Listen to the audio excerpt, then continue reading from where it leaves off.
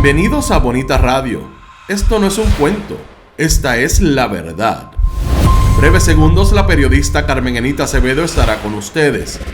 Bonita Radio está disponible en Facebook, Instagram, Twitter, Spotify, Google Podcast, YouTube, iVoox y iTunes. Agradecemos a nuestros auspiciadores: Buen Vecino Café en Bayamón, Arcoop, Cooperativa Abraham Rosa, Vega Coop, de tu lado siempre, Cooperativa Seno Gandía, Solidez y Futuro, Juana Díaz Coop, somos parte de ti. Nuestras transmisiones son viables también gracias al apoyo de ustedes. Pueden enviar sus donativos accediendo a bonitaradio.net. Allí podrán realizar su aportación a través de PayPal o tarjetas de crédito. También pueden realizar su donativo por ATH Móvil Negocios a la Fundación Periodismo 21.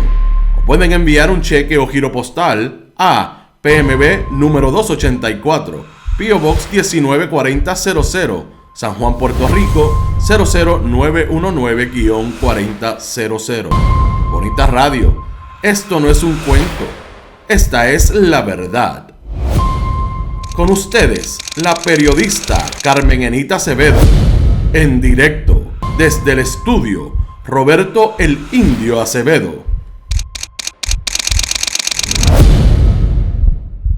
Saludos y buenos días a finales de semana, a finales de una semana, de la primera semana de abril, en que el gobierno del 32% de Pedro Pierluisi vuelve a evidenciar que no tiene plan ni tiene proyecto y que las autoridades federales le tienen que contestar a 2 minutos de que hagan manifestaciones sobre lo que no hacen con la reestructuración, rehabilitación del sistema eléctrico en Puerto Rico. Soy Carmen Enita Acevedo y estamos en Noticias con Café. Y a esta hora, Bonita Radio se enciende para conversar con ustedes sobre ustedes y de lo que ustedes tienen derecho a saber. Bueno, yo digo que básicamente vamos a hablar de ese tema porque no vamos a consumir lo que a otros le hace falta y la administración de Pedro Pierluisi no lo pone en condiciones para darle servicio de energía eléctrica a sobre 1 millón de personas que pasadas las 24 horas, plazo que el gobernador de Puerto Rico le dio a Luma y a la Autoridad de Energía Eléctrica. Todavía hay sectores desde el área metropolitana, centro del país, oeste, este y sur, que están sin energía eléctrica. Hospitales generados exclusivamente por las alternativas de generación que han tenido que buscar después del huracán María. Hogares de personas de edad avanzada, ancianos, personas encamadas, personas con dependencia de equipos médicos. Esa es la realidad del país hoy. El gobernador en España, no hay por qué traerlo para acá, como diría Noelia García Bardales, porque él tiene Twitter, porque él tiene teléfono, porque él tiene una computadora, pero sobre todo porque él anda con amigos y empleados públicos, como son los avanzadores de la Fortaleza de Puerto Rico, las oficinas, los empleados de las oficinas de comunicación. Oigo otras voces en las conferencias de prensa, las de siempre parece que se fueron a disfrutar de España con el gobernador, el secretario del Departamento de Estado, Manuel Sidre. Dicen algunos colegas periodistas que están hasta con las esposas y los esposos. Qué interesante. Caridad Pierluisi, ¿con quién está? Con el gobernador de Puerto Rico, como le dice Oscar Serrano, la primera hermana, disfrutando también de España. Y una línea interesante que también vamos a discutir es que está Caridad Pierluisi en las reuniones del gobernador de Puerto Rico, donde está tratando de vender a Puerto Rico como destino de inversión en medio de un apagón que, sin haber pasado un vientito, ni vientito de agua, ni vientito de nada, ya tiene a por lo menos, en principio, la totalidad del país en servicio.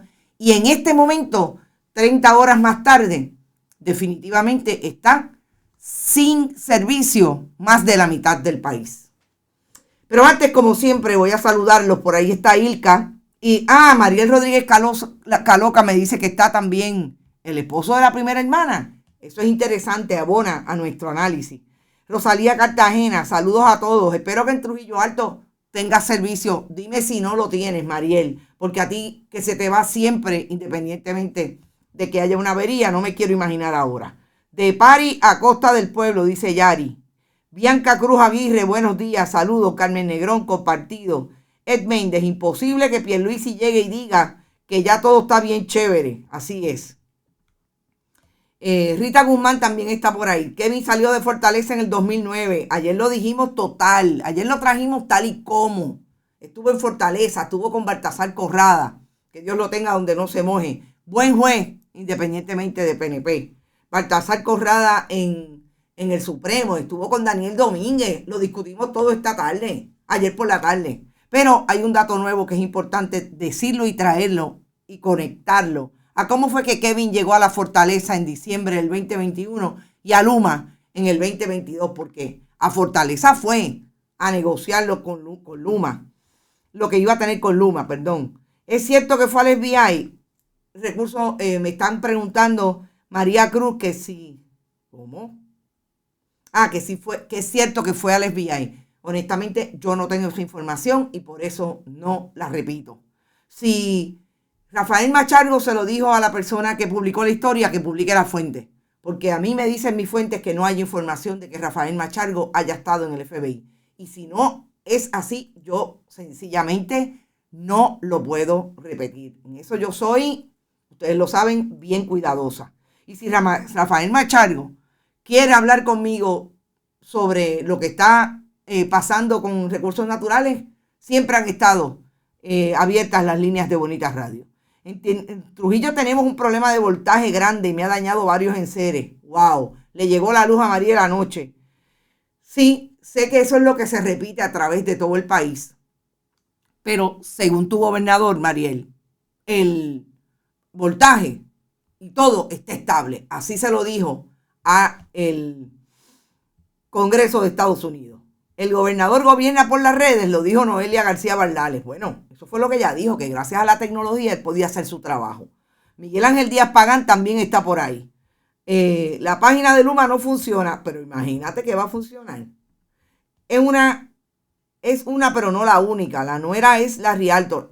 Ok, que si fue con el esposo. Sí, esa no es la única nuera del gobernador. Cierto, Zaida Iris. Hay un corredor en Estados Unidos y ellos están vendiendo propiedades sobre precio, mínimo 1.5 millones. No lo dudo, Zaida Iris, porque los cuentos que estoy escuchando de las ventas de las propiedades en lugares de la zona de la costa y en lugares de alto posicionamiento o un posicionamiento grande para ser alquiladas, para Airbnb, etcétera, es una cosa exorbitante.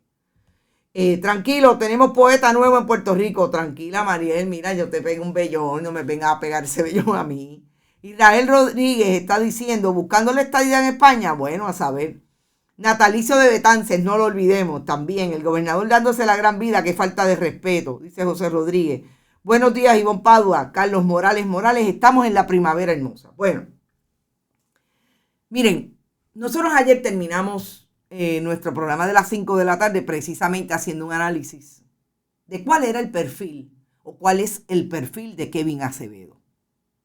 Ese análisis coloca a Kevin Acevedo, como él mismo dice, yo no estoy trayendo información que Kevin Acevedo no esté tan orgulloso, que lo repita y lo repita y lo repita en un perfil de negocios que se conoce en una plataforma de negocios que se conoce como LinkedIn.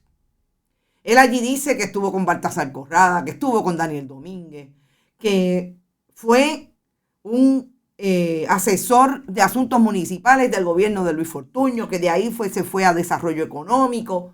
O sea, enchufado con el Partido Nuevo Progresista desde niño. Porque para haber estado en el 2009, sobre todo a principios del 2000 como oficial jurídico de Daniel Domínguez y de Baltasar Corrada del Río, mínimo tiene que haber tenido en aquel momento 25, 26 años cuando llegó a la Fortaleza.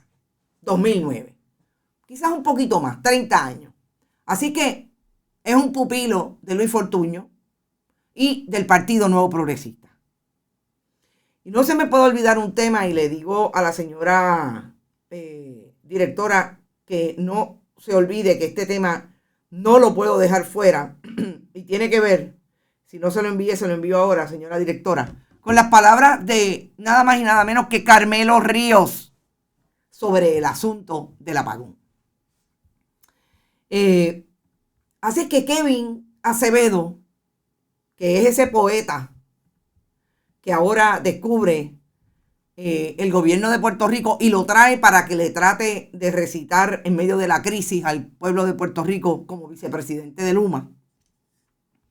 Ahora nos enteramos también que no solamente es ese enchufe, tiene ese enchufe por osmosis, por sus papás, porque creció en el ambiente de ser estadista con el gobierno de Puerto Rico. No sabemos de dónde le viene, si por como a Lefranc Fortuño, por el tío, por osmosis, o realmente se convenció y ahí está desde niño, un estadista apegado al Partido Nuevo Progresista.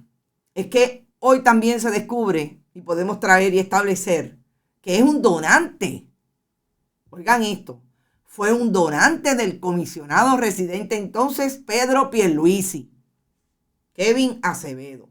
Cuando Pedro Pierluisi era comisionado residente y estaban operacionalizando en Puerto Rico el comisionado residente, Luis Fortuño, gobernador, y Miguel Romero, secretario del Departamento del Trabajo, el despido de sobre 35,000 empleados del gobierno de Puerto Rico, Kevin le daba chavitos al entonces candidato a comisionado residente. Así que miren, enchufado. Más importante aún, también le daba dinero y le da dinero en los últimos años. Recuerden que en los últimos años, antes de venir otra vez a Puerto Rico, Kevin estaba en Texas, en un bufete, González Law Group. En ese bufete en Houston, Texas, allá le daba chavitos nada más y nada menos que a Mitt Romney, republicano. ¿Y por qué es que son importantes los perfiles y establecer de dónde la gente viene y quiénes son? Porque no es casualidad entonces que tengamos a Kevin Acevedo tratando de venderle al pueblo de Puerto Rico que Luma es lo más grande. Porque viene con el aval de demócratas y republicanos. Recordemos que el gobernador de Puerto Rico, en su intento por ser más estadounidense que puertorriqueño, es un demócrata que dice que tiene pool con Nancy Pelosi y otras en el poder del Partido Demócrata en Estados Unidos. Así que ayer, uno de los lapsus que tuvo Kevin Acevedo es que la administración Biden, dice él, había sido más responsable con el pueblo de Puerto Rico en relación al dinero de la reestructuración y rehabilitación del sistema eléctrico. Ah, pero ¿a quién le da dinero Romney? A los republicanos. ¿Quiénes son los que vienen por ahí? ¿Quiénes son los que vienen por ahí con la posibilidad de quedarse con el Congreso de Estados Unidos en las próximas elecciones de octubre? Los republicanos. Entonces, ¿cuál es el mingling? ¿Cuál es el ajuste que hace el gobernador del 32% demócrata versus los políticos que necesita si ganan los republicanos en el Congreso? Tipo los amigos de Jennifer González. Definitivamente Kevin tiene que mencionar a los republicanos, pero eso ya les da chavito. Y tiene que mencionar al gobierno de Biden para cumplir con el gobernador. ¿Por qué yo lo ubico? Porque no hay manera que Kevin Acevedo no haya llegado a Puerto Rico a ganarse sobre $60,000 mensuales. Si no es para tratar el gobierno de Puerto Rico de salir del tollo que tienen con Luma. Y hoy quien menos está pidiendo la luz por señas de ese asunto, porque sabe las consecuencias que tiene esto para su partido político, es Tomás Rivera Chats. Si no se lo había enviado, se lo envía ahora, porque Tomás Rivera Chats hizo un Buenos Días Puerto Rico esta mañana. Y el Buenos Días Puerto Rico, yo quiero que ustedes lo vean con todas las letras. es diciendo que no se puede permitir lo que está ocurriendo con el apagón, que sobre 1 millón de personas están todavía sin servicio de energía eléctrica, y llamando la atención de los gerenciales de Luma y de la Autoridad de Energía Eléctrica. ¿Por qué? Porque Tomás Rivera Chatz sabe que esto le va a costar mucho al gobierno de Pedro Pierluisi de su partido político. No entremos, por favor, en quienes llegan, no entremos en quienes ganan, no sabemos todavía, porque eso también está bien difícil. Ahí está la crítica de Tomás Rivera Chatz del apagón inexplicable, inaceptable. El problema está en la gerencia, no en los trabajadores. ¿Por qué? Porque Tomás Rivera Chatz sabe que esto le costó mucho al Partido Nuevo Progresista y al Partido Popular. Las declaraciones que hizo FEMA sobre las asignaciones billonarias para mejorar el sistema y la lentitud, entre otras cosas, con que se tramitan, comprueba que es un problema estrictamente gerencial. Eso no hay poema ni explicación que lo oculte. Tomás Rivera Chatz, ojo, yo no celebro que Tomás Rivera Chatz esté en esa posición, porque Tomás Rivera Chatz es el buscón cuando se da cuenta de que definitivamente hay algo que le está haciendo daño al partido y a su elección. A veces pienso que es más importante él que la elección. La salvación es individual del partido. Y entonces sale a la crítica. Porque no se lo dijo antes al gobernador. Porque cuando tuvieron la oportunidad de decirle a la gobernadora sucesoral que no firmara el contrato, él como presidente del Senado se fue allí a darle bombos y platillos. ¿Por qué? Porque sabemos que todos son votos. Y vamos a lo que le contestó FEMA. Primero vamos a colocar para recordarnos qué fue lo que dijo el vicepresidente de FEMA ayer en la conferencia de prensa. Lo discutimos ayer, pero lo quiero traer. A mí me alegra que esta noticia que sucedió hoy, miren lo positivo, llegó a nivel nacional, a Estados Unidos, al Washington Post, al New York Post. ¿Saben por qué? Porque no se pueden olvidar de nosotros. Las agencias federales no pueden darnos dinero y luego cuando llegue la hora de los permisos para que puedan desembolsar el dinero, ponen la cosa lenta. Yo creo que podemos hacer el paso. No es que estén haciendo, es que pueden hacer más. Vamos a la contestación de FEMA. Mire, no pasó una hora que la gente de FEMA se pusieron los tenis. Siéntate ahí. Vamos a escribir este comunicado. Los comunicados de las autoridades federales quizás son los más aburridos de la existencia. No hacen, como dirían los profesores universitarios, la pirámide invertida. Es una cosa que te hacen el cuentito primero, y entonces nosotros fuimos, y nosotros llegamos a Puerto Rico, y nosotros... Son aburridísimos. Pero vamos al nitty-gritty de lo que le contestó FEMA a Kevin Acevedo. Kevin Acevedo, volvamos, está en Luma como vicepresidente desde enero del 2022. El muchacho no lleva 3 meses en esa posición. Esto es lo que le contesta FEMA. A este momento, de los 9.5 billones que se aprobó para la reestructuración y rehabilitación de la red eléctrica de Puerto Rico, FEMA no ha recibido ningún proyecto para evaluación y aprobación de que se trate sobre la transmisión y distribución del sistema. Es decir, Kevin Acevedo,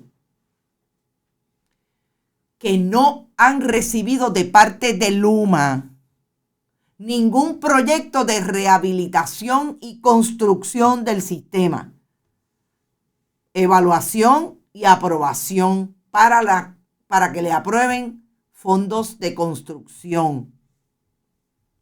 ¿Qué le está diciendo FEMA? No sea mentiroso, porque no es que nosotros estamos lentos, es que ustedes no nos han sometido.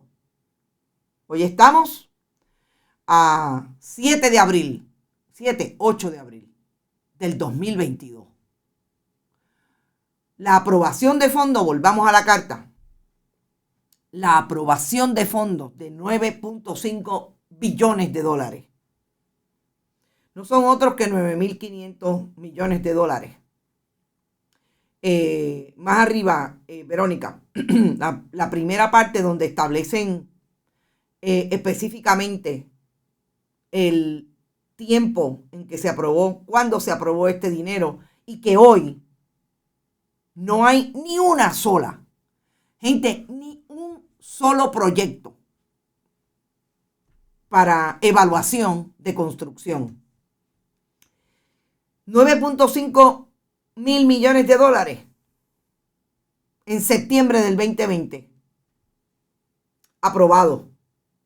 Fueron aprobados para la Autoridad de Energía Eléctrica porque el gobierno de Puerto Rico todavía no había privatizado, porque todavía no había firmado el contrato. Pero FEMA estaba en Puerto Rico desde junio. Luma estaba en Puerto Rico desde junio. ¿Y qué hizo el gobierno paralelo de Luma con relación a la transmisión y la distribución? Darle contratos a todo el mundo. Conectar a todos los contratistas del Partido Nuevo Progresista y del Partido Popular. Bregar con los empleados, sacar lo que querían sacar de la Unión, llevarlos a otras agencias públicas y volver a contratar empleados sin experiencia para el ejercicio de la Autoridad de Energía Eléctrica y la transmisión y distribución. De eso se han ocupado muy bien. Y por eso el gobernador del 32% está en España y no puede contestar ni desde allá ni aquí. ¿Qué pasó? Que Luma no ha hecho su trabajo, pero gobernador, usted no dijo que Luma era lo más grande. Usted no le dijo al Congreso de Estados Unidos que en efecto ustedes habían privatizado y que el sistema estaba estable, que era un reto, que tenía problemas de crecimiento, dolores de crecimiento.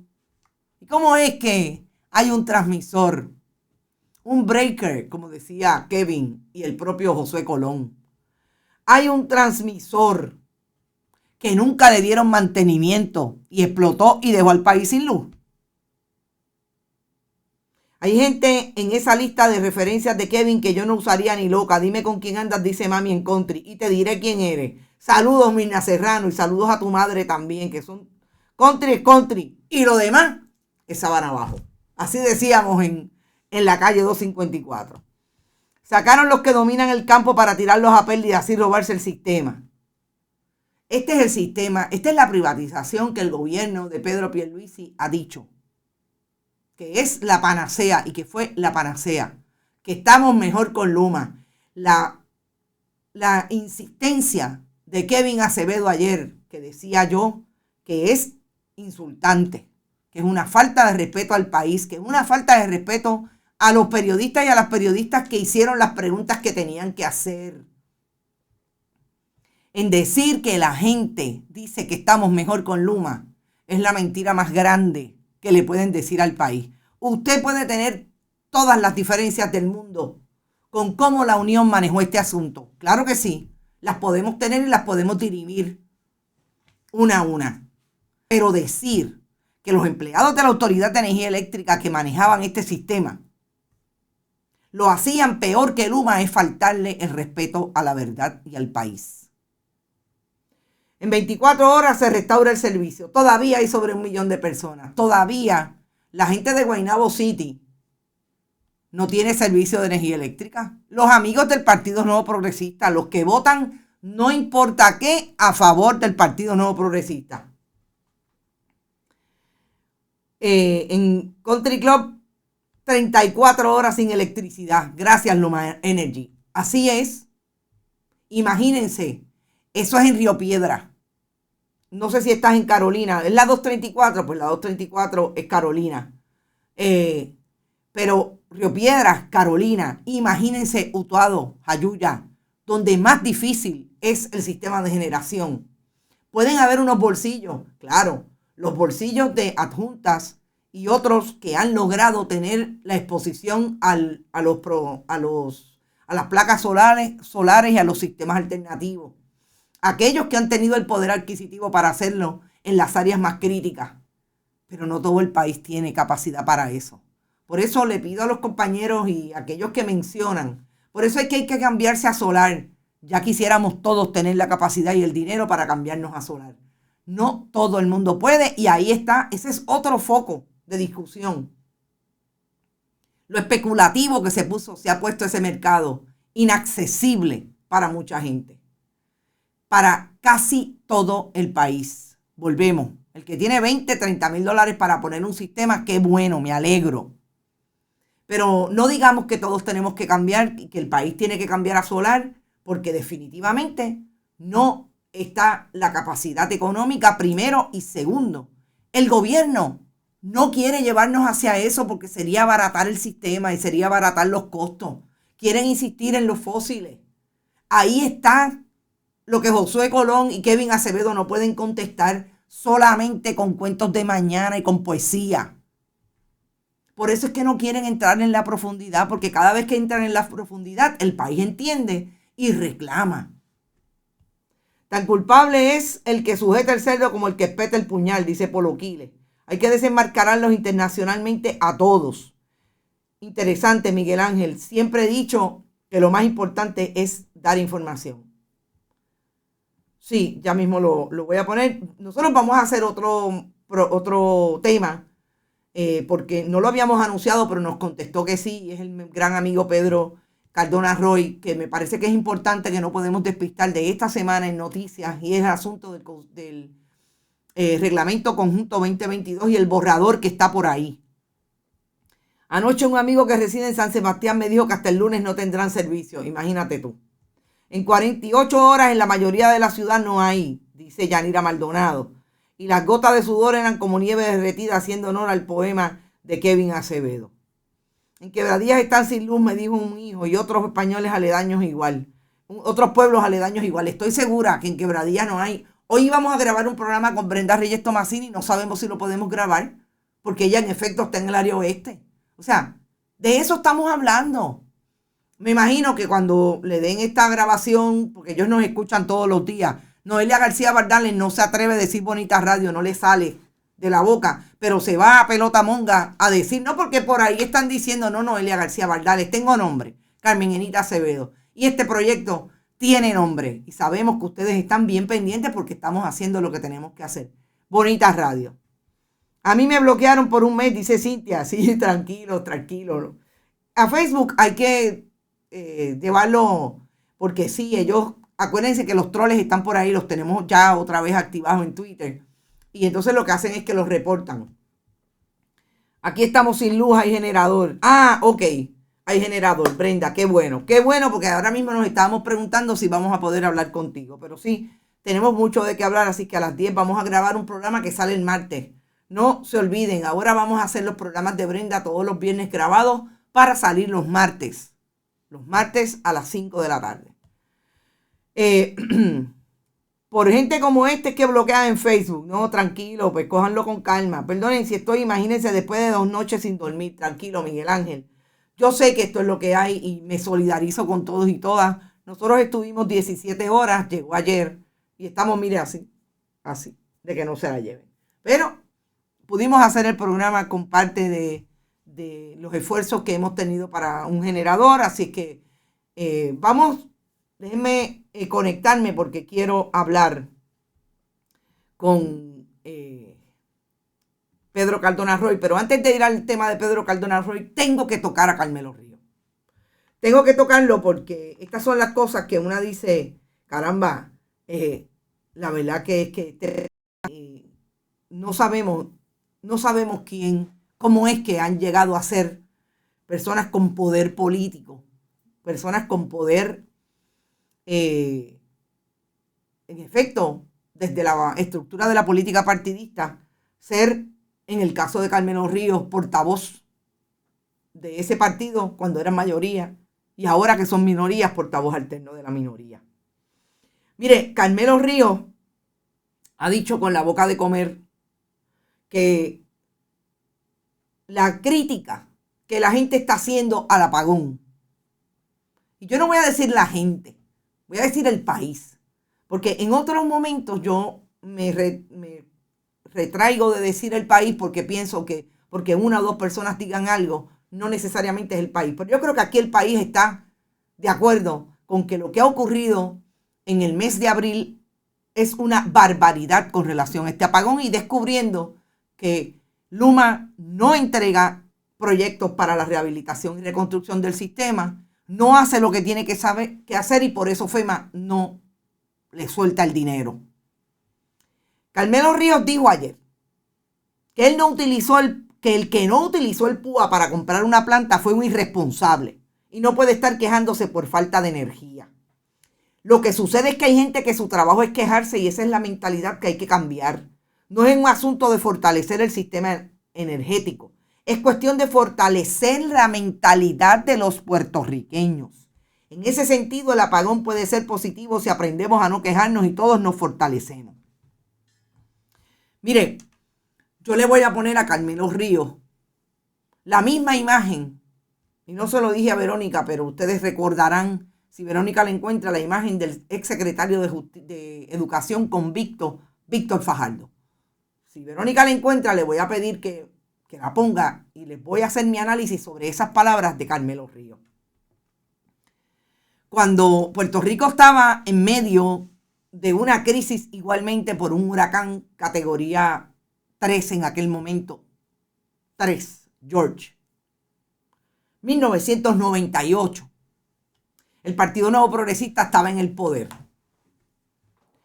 El Partido Nuevo Progresista ya había iniciado y había creado desde la Fortaleza de Puerto Rico, Álvaro Cifuentes, un esquema para establecer la estructura de quid pro quo más grande de gobierno alguno en Puerto Rico con relación a sus contratistas. Y los empresarios con Rosselló participaban de ese quid pro quo dándole dinero al partido para después obtener contratos con el gobierno. Álvaro Cifuentes, Pedro Rosselló González, 42 jefes de agencia y políticos del Partido Nuevo Progresista acusados y convictos por corrupción. La segunda administración más corrupta del gobierno de Puerto Rico ha sido la de Ricardo Rosselló Nevares. Y todavía estamos manejando esas consecuencias. Wanda Vázquez Garcet, gobernadora sucesoral. Víctor Fajardo tenía una planta en su casa en Tintillo Garden. O Víctor Brager, nunca se me olvida si es una u otra porque colindan. Víctor Fajardo tenía una planta. Carmelo Ríos. El problema es que la gente que utilizó el PUA, un beneficio que se han ganado los puertorriqueños y ciudadanos que viven en este país por participar de la última colonia del mundo entero y ser parte de guerras y de todos los millones que el gobierno de Estados Unidos y los inversionistas del capital estadounidense se llevan de Puerto Rico. El dinero del PUA, en la mayoría de los casos, la gente los utilizó para comer y poder pagar la casa. Pero los corruptos del Partido Nuevo Progresista desde 1998 tienen planta eléctrica. Quizás es que usted sabe algo que yo no sé, pero yo lo sé porque investigué a Víctor Fajardo. Ustedes sí aprendieron dónde buscar las plantas eléctricas, en los fondos de los niños del Departamento de Educación. Déjense de estar ya faltándole el respeto no solamente al país, al 32% que votó por el gobernador de Puerto Rico. Pierluisi al menos puede haber hecho un Zoom para comunicarse con el pueblo. Claro que no, Maritere Vila, imagínate. No te olvides del cuatrienio de Luis Fortuño, que fue el más que endeudó. Así es, Nilda Cruz. Es igual. Como siempre, el pueblo es irresponsable, no Luma ni el gobierno. Esa es la analogía que le tengo que hacer a Carmelo Ríos y espero que, como siempre, conteste a través del programa ese que tiene en un medio tradicional que le hace las relaciones públicas al partido de gobierno. Vamos a hablar con Pedro Cardona Roy. Muy bien, yo voy a dar el contexto de lo que me parece es una barbaridad que descubrió el Boricua y se trajo a la atención, nosotros trajimos a la atención. Creo que hemos sido el único medio que le ha dado importancia a este reglamento conjunto 2022 borrador que no quería el gobierno de Puerto Rico que saliera y Boricua lo publica a través de una información que publica Sandra Rodríguez Coto. Y me parece que si hay alguien que tiene capacidad, peritaje, para decirnos cuáles son los contenidos y cuál es el contenido y cuáles son los graves procesos que pueden darse si esto llegara a ser declarado un reglamento legal, es Pedro Cardona Roy. Saludos, Pedro, y bienvenido como siempre a Bonita Radio. Buenos días, Carmen Eniti, y buenos días a los radioescuchas. Un placer, como siempre, compartir contigo. Bueno, Pedro, a mí me tomó de sorpresa, obviamente, pero quizás no me debió haber tomado de sorpresa porque sabemos que son capaces de esto y de mucho más. Lo hemos visto en el camino. Y yo quisiera que tú nos dieras tu análisis con relación a este documento, y quizás la primera pregunta es, ese reglamento conjunto borrador 2022, ¿se te parece mucho a lo que ellos quisieron por la vía legal establecer como el reglamento conjunto del 2019-2020? Sí, el reglamento es un reglamento muy parecido a los fallidos reglamentos de 2019 y 2020. Recordemos que esos reglamentos ambos fueron declarados nulos, claro, porque no se cumplió con el proceso requerido en ley para garantizar la participación ciudadana en los procesos. Pero no se discutió aspectos de contenido, porque cuando surgen instrumentos como este, pues hay dos formas de atacarlos si es que hay asuntos que merecen ataque, ¿verdad? Como los habían aquí. Uno es por la vía procesal, si se han saltado procesos requeridos, y lo otro es discutiendo lo sustantivo.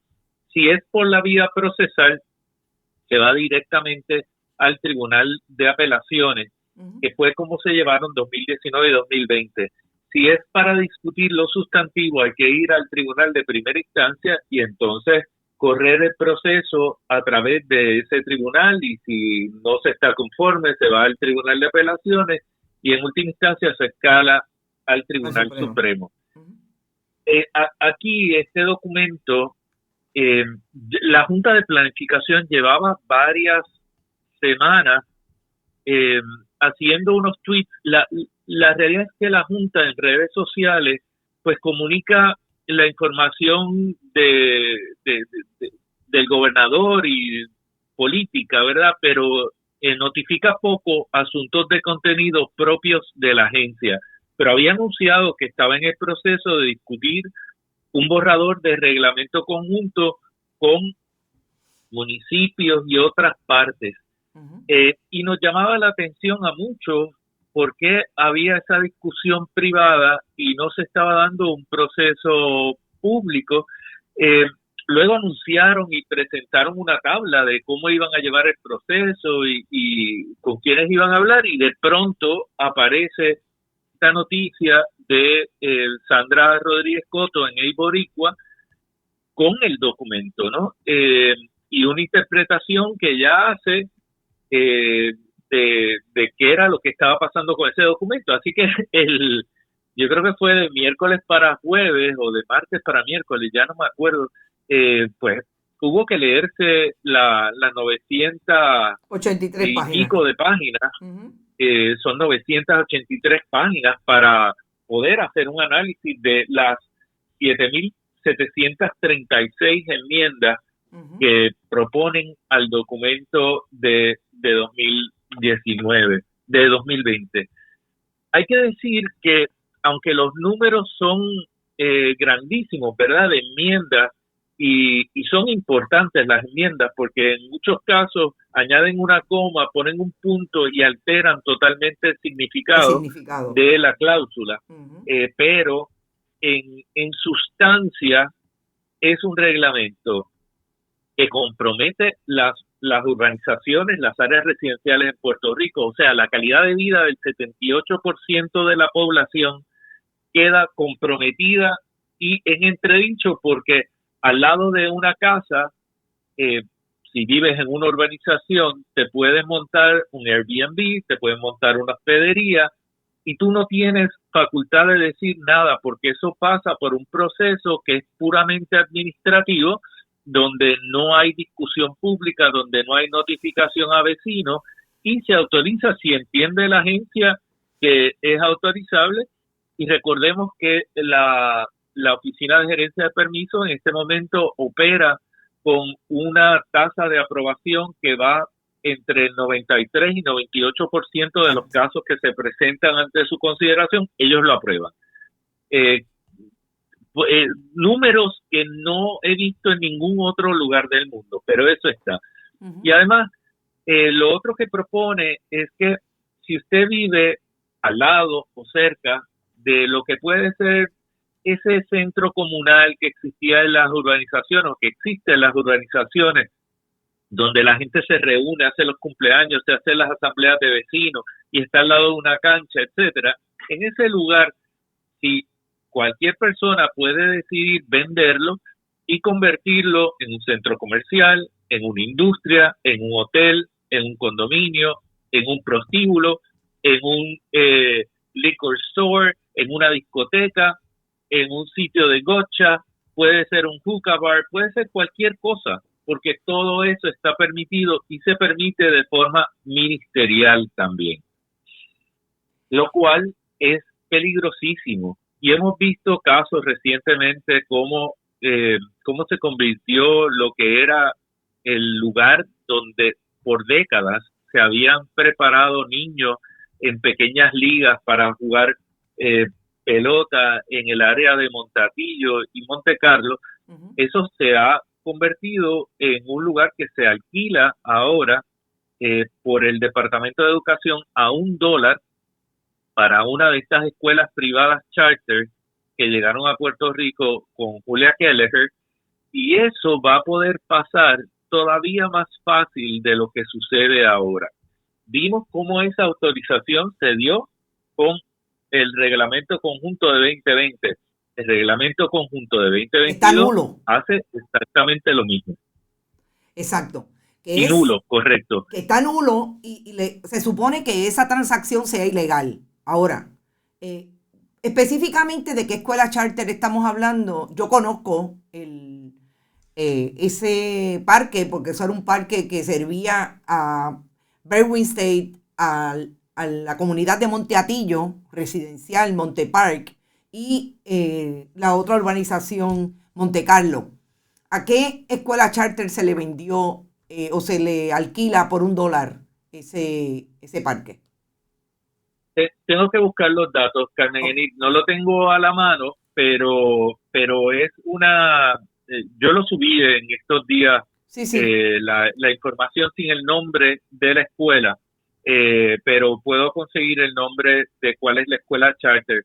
Lo más importante, tú dices, perdóname, es que lo más importante es el nombre, porque cuando nosotros buscamos nos damos cuenta cómo es que se dan los quid pro quos con esas organizaciones.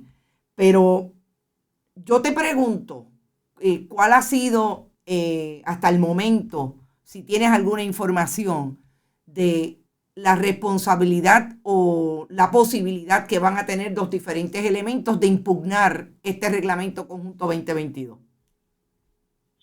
Bueno, primero, como tú dijiste antes, el Reglamento Conjunto de 2020 que insiste la Junta de Planificación, la Oficina de Gerencia de Permisos y respalda el secretario Sidre, pues es un reglamento nulo.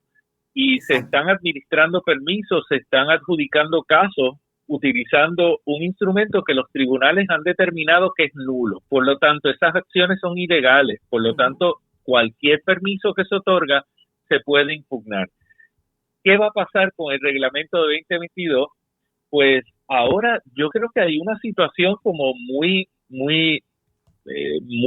particular, ¿verdad? Porque el documento que no querían que se conociera se ha dado a conocer y ahora pues todo el mundo tiene acceso a él. Y yo invito a la gente a que lo lea y lo analice, ¿verdad? Y lo discuta para estar preparados para llegar al proceso de vistas públicas. Uh-huh.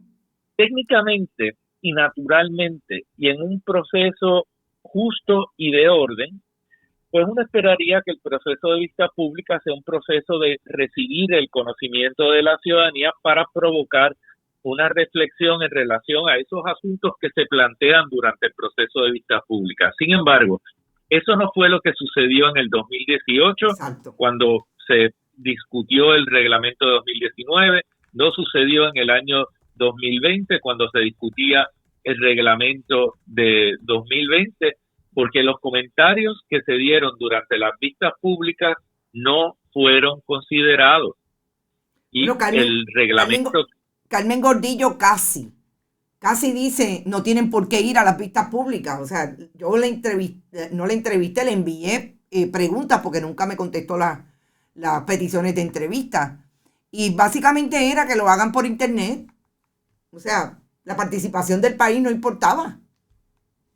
Sí, y las vistas públicas del reglamento de 2020 que se celebraron en septiembre de 2020 fueron caóticas. Yo nunca había visto un proceso de vistas públicas donde la ciudadanía se volcara en comentarios de toda naturaleza. Y veamos también que los grupos que impugnaron el reglamento fueron liderados por un grupo comunitario de las comunidades de Arac y Arespa, que entendiendo los impactos que iba a tener la aplicación de este reglamento en la habitabilidad de las 5 comunidades que ellos representan, decidieron invertir su dinero en buscar representación legal y en perseguir la nulidad de este reglamento hasta llevarlo al Tribunal Supremo en 2 ocasiones.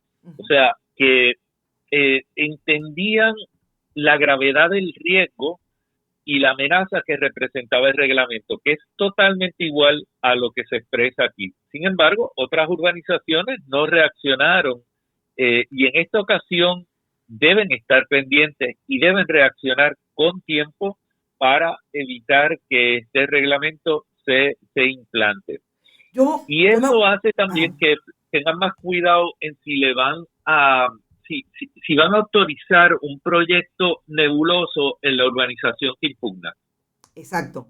Cristina Torres en ese sentido hace un comentario, yo lo voy a compartir contigo y para que le puedas dar tu opinión sobre este asunto. La pregunta es cómo le hacemos frente a este asunto. ¿Cómo podemos defender los predios de nuestras urbanizaciones? Nos tenemos que organizar porque si no, nos venden el país. Ese es su planteamiento. Yo le pido un comentario al respecto. Sí, yo creo que es muy importante lo que dice la persona que comenta, ¿verdad? Hay que organizarse, es importante tener la información. Yo ayer y antier dediqué un programa en redes sociales, La Hora del Territorio, que yo preparo al tema del reglamento conjunto y voy a seguir trayendo el tema para que la gente se pueda preparar y puedan entender cuáles son los recursos que están a su alcance para impedir que se les atropelle de esta manera y que se transforme y se degrade el país y la habitabilidad en todo Puerto Rico, que de eso es de lo que se trata.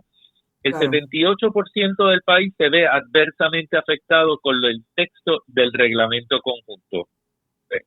Es grave.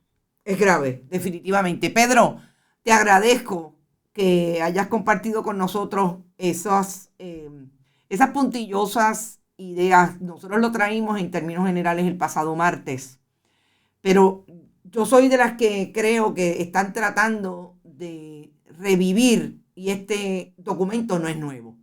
Es lo mismo, pero obviamente tratando de hacer viable lo que antes no pudieron porque lo hicieron a la trágala. Pero hay que cuestionar también la forma en que van a venir a tratar de establecer que están escuchando al país con un procedimiento que puede ser igualmente caótico, como tú lo llamas. Gracias siempre por estar disponibles para Bonitas Radio. Siempre a la orden y gracias por el espacio, Carmen Elín. Seguimos. Bueno, yo creo que el reglamento vigente es el del 2012, María. Porque el del 2019-2020 lo intentaron, que era este mismo. Yo creo que lo más importante de esta exposición de Pedro Cardona Roy esto es lo mismo, pero ahora están tratando de hacerlo bien. Lo que hay que afinar, y gracias Cristina Torres por tu pregunta, por tu preocupación, por tu comentario. Lo que hay que afinar es tener el conocimiento con expertos o no expertos. Ahí está la información que Pedro Cardona Ruiz siempre trae a través de sus redes. Ahí está el esfuerzo de explicarlo porque es una persona con conocimiento del área de la planificación, el urbanismo, arquitectos, sabemos que estamos en la Junta de Planes, o sea que conocen los procedimientos y los reglamentos.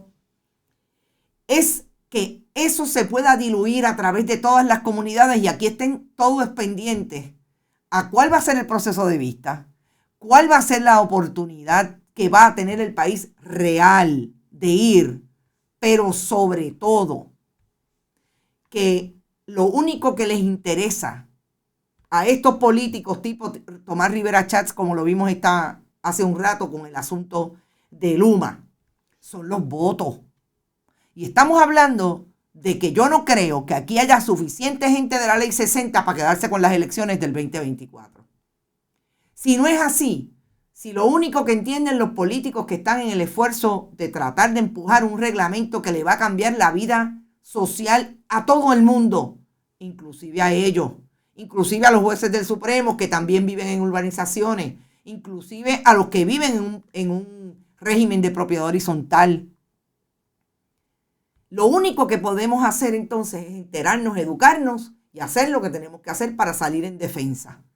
Difiero de mi amigo, el que comentó, se me olvidan hasta los nombres ya cuando los leo por aquí, y sabe él quién es, sobre el asunto de que Commonwealth es dueña de ese parque. Commonwealth no es dueño de ese parque. Ese parque es de la comunidad de Roosevelt. Sé que ahora son dueños de el cine porque era una empresa privada, pero yo no estoy segura de que la urbanización Roosevelt y los vecinos de Roosevelt se van a quedar mirando para el lado si Commonwealth se atreve a quedarse con ese parque. No creo. Si tú hablas de que son dueños porque siempre lo han utilizado, eso es otra cosa. Pero allí no le pueden poner un candado y decir que la comunidad no va a entrar. Porque ahí sí te digo yo que yo creo que van a tener que pedir la luz por señas porque no creo que eso es lo que vaya a ocurrir. Ahí de hecho hay organizaciones de pequeñas ligas y organizaciones hasta de otro tipo de eventos de softball, pelota, de otras organizaciones que utilizan muy bien ese parque. A eso es lo que hay que estar pendiente. Y si usted ve movimiento, definitivamente, vamos a ver si se van a atrever a vendérselo a Commonwealth. Yo les aseguro que somos muchos los que nos vamos a tirar a la calle. ¿Dónde se decide el cambio de Puerto Rico en las elecciones? Donde se decide el cambio de Puerto Rico es lo que quieres decir. Sí, es en las elecciones. ¿Qué decir? Héctor Iván. Quise decir para efectos prácticos. Gracias, Héctor Iván, que es que se me olvidó mencionarte. No tenía de frente. Para efectos prácticos, no. Yo digo, no lo creo. Y no lo creo porque allí ellos no pueden cerrar eso. Y que yo sepa, dime si lo han cerrado. Allí quien está usando eso muy bien son las pequeñas ligas y me parece fantástico. Además maravilloso porque cada vez que pasamos por ahí hay niños, niñas, hay gente, hay padres gritando. Es una maravilla. Iván Radinson Caraballo, que no te había visto, saludos Iván. En ese parque se hacían actividades deportivas del Colegio de Ingenieros y todavía se hacen también. Lo que pasa es que el Colegio de Ingenieros parece que los muchachos ya no pueden jugar pelota, entonces juegan más baloncesto allá. ¿Y por qué no se ha decidido todavía? Dice Peregrina Marien. Bueno, Peregrina, porque los movimientos, los cambios sociales no son tan rápidos. No son tan rápidos. Quisiéramos. Pero este país lleva muchos años, 30, 40 años, de una pobre educación, de una mentalidad de que lo más importante es tener. Y a mí me preocupan mucho los mensajes que diluyen los alegados influencers, que lo que proponen es lo importante es tener y olvídate de saber. Y si tú no sabes y tienes conocimiento, no puedes luchar cuando te van a invadir. Y eso está ahí. Al pueblo le queda la calle, dice José Rodríguez.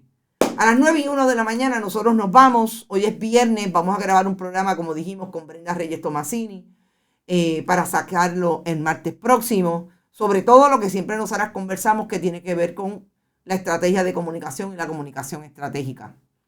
Igualmente, importante, recuerden que estamos auspiciados por Buen Vecino Café, las cooperativas Abraham Rosa, la cooperativa de Vega Alta, cooperativa Juana Díaz Coop y Manuel Seno Gandía. No olvidemos que estamos siempre recibiendo donativos a través de PayPal y tarjetas de crédito en la página bonitasradio.net. También pueden ir a PayPal directo colocan Onda Virtual o el correo electrónico bonitasradio@gmail.com y ahí pueden donar siempre lo que puedan. Insistimos porque es la manera también que en lo que nos siguen llegando los anunciantes podemos mantener este proyecto activo. Y ahora nos decía Eugenia Rodríguez en YouTube que vamos a tener que hacer un fundraising para buscar placas solares.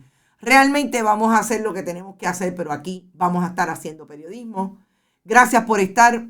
Recuerden, buen fin de semana, pásenla bien. Mascarilla puesta, que parece que lo del COVID se pone potrón, pero bueno, yo creo que la mascarilla y evitar el revolú de gente y en lugares cerrados nos propone seguir entrando a esta nueva realidad, aun cuando sea un poquito molestoso, pero hay que evitar el COVID. Nos vemos, hablamos el próximo lunes a las 8 de la mañana en Noticias con Café. Mañana no se olviden a las 2 de la tarde el próximo programa de Brenda Padilla sobre salud, más salud. Se llama el nuevo programa de Bonitas Radio, sábado 2 de la tarde. Hasta el lunes, que la pasen bien.